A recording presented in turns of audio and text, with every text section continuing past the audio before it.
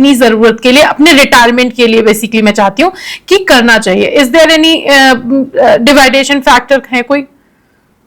प्रगति, ये जो प्लानिंग आप पूछ रहे हो ये बहुत यूनिक होती है, हर फैमिली के लिए अलग होती है, हर फैमिली के नीड्स और वांट्स अलग होते हैं, हर एक का एक लाइफस्टाइल अलग होता है, but definitely in an individual's life cycle, children planning and personal retire planning are two major goals जिसके लिए हम बचत शुरू करते हैं from the day we start our career. In fact बच्चे की प्लानिंग तो शादी के बाद शुरू होती है, मगर अपने रिटायरमेंट की प्लानिंग हम हमेशा कहते हैं कि जिस दिन से आप कमाना शुरू करें उस दिन से आप करें। तो आप जिस दिन से कमाना शुरू करते हैं तब से आप तभी तुरंत आपकी शादी नहीं होती, शादी समझो और 5-7 साल बाद होती है, तो वो पीरियड में जो आप पैसे बचत करते हैं वो आप रिटायरमेंट के लिए पहले से बचा सकते हो। जितना लंबा गोल होता है उतने कम पैसे में आपकी प्लानिंग हो सकती है। तो अगर मान लीजिए अगर आपका गोल समझो 2 करोड़ रुपए का है एज फॉर योर रिटायरमेंट, तो महज और आप अभी जस्ट काम करना शुरू करें, maybe you are 22 years 24 years, और समझो 28 से 30 साल है आपके पास, तो महज 9,000 वगैरह मंथली बचत करने से आप वो गोल आराम से पा सकते हैं। So every goal has to have a inflation factor and the compounding का जो बेनिफिट लॉन्ग टर्म में मिलता है उसका फायदा लेते हुए आपको डेफिनेटली, अगर आप 20% ऑफ योर इनकम की बचत कर रहे हैं तो 10% should go for children planning and 10% should go for the retirement planning. Okay, यानी कि 50-50% होगा। बच्चे भले ही आपको बहुत ज्यादा प्यारे लगते हैं, लेकिन उस कंडीशन में भी आपको अपने बुढ़ापे के लिए भी प्लानिंग करनी है। अगर आप 20% अपनी सैलरी का इन्वेस्ट करें तो उसमें से 10% आप अपने लिए जरूर रखें। हमने बहुत बातें कर ली कि इन्वेस्टमेंट करना चाहिए, कितना जरूरी है, किस तरह के गोल्स होने चाहिए।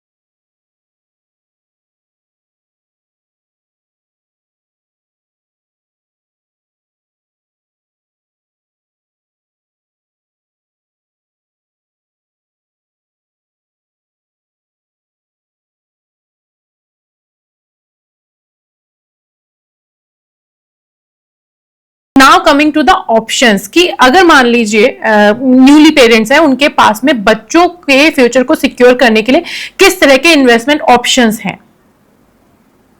The first and the foremost investment या हम कहेंगे प्लानिंग का हिस्सा होना चाहिए for a newly parent is अपने खुद के लिए एक अच्छा रिस्क कवर प्लान खरीदे, यानी कि अपने लिए एक इंश्योरेंस प्लान खरीदे, ताकि बच्चा आप अपनी नीड्स को हर सिचुएशन में पूरा करे।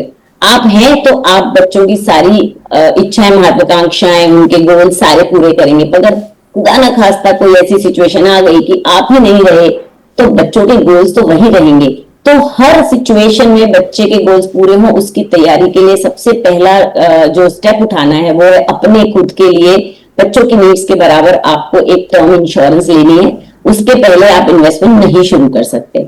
उसके बाद आपको एक अच्छी मेडिक्लेम पॉलिसी लेनी है जो हेल्थ कवर आपका करेगी, और किसी भी तरीके की हेल्थ इश्यू आने पर आपके फाइनेंशियल आउटगो पे फर्क ना पड़े, इसलिए आपको सेकेंड स्टेप वो लेना है।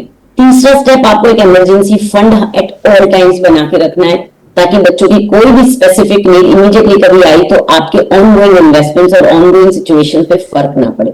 उसके बाद शुरू होगा सफर आपके इन्वेस्टमेंट्स का। तो इन्वेस्टमेंट्स में करने के लिए बहुत सारे रास्ते हैं। आप जो सबसे रास्ता मुझे पसंद है वो म्यूचुअल फंड के थ्रू एसआईपी का है। एसआईपी में भी आप चिल्ड्रन स्पेसिफिक म्यूचुअल फंड में निवेश कर सकते हैं, जहां बच्चों के नाम से निवेश शुरू होगा और वो बच्चों के अकाउंट से शुरू होगा।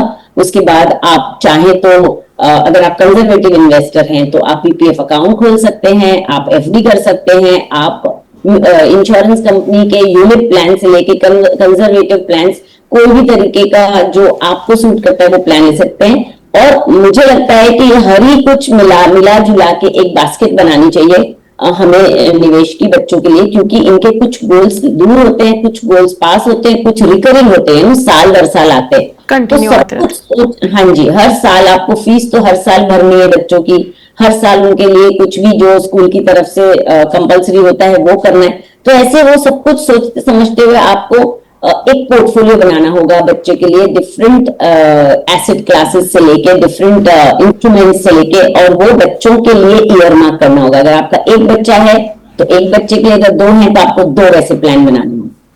मैम, आपने बहुत सही बात बताई कि इन्वेस्टमेंट प्लान का मतलब होता है हम जैसे इन्वेस्ट करते हैं तो हमको लगता है रिटर्न जहां से मिलेगा, लेकिन इंश्योरेंस भी एक फाइनेंशियल प्लानिंग का बहुत बड़ा हिस्सा है। और आपकी फाइनेंशियल प्लानिंग आइडियली इंश्योरेंस से शुरू होनी चाहिए, सो दैट वो आपके रिस्क कवर कर सके, रिस्क मिटिगेट कर सके। यहां पर भले ही आपको तुरंत रिटर्न की गारंटी नहीं मिलती, लेकिन जब भी कभी कोई मुसीबत आती है, मान लीजिए आप बीमार पड़ जाते हैं या खुदा ना खास्ता अगर आपको कुछ हो जाता है, तो परिवार की टेक केयर की जा सकती है इंश्योरेंस की बदौलत।